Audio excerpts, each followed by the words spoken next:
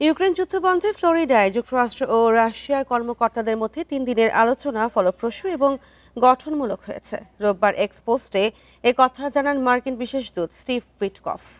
তিনি বলেন, বৈঠকে ইউক্রেনে হামলা বন্ধ, কিয়েভের নিরাপত্তা নিশ্চিত করা, স্থিতিশীলতা এবং দীর্ঘমেয়াদী সমৃদ্ধির ওপর জোর দেওয়া হয়েছে।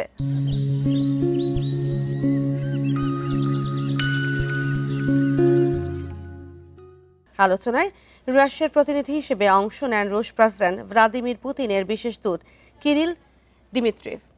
সাংবাদিকদের উদ্দেশ্যে তিনি বলেন, সবকিছু সঠিকভাবে এগিয়ে যাচ্ছে। ট্রাম্পের 20 দফা শান্তি পরিকল্পনা নিয়ে এর আগে জার্মানি বার্লিনে যুক্তরাষ্ট্র, ইউক্রেন সহ ইউরোপের নেতাদের মধ্যে বৈঠক অনুষ্ঠিত হয়।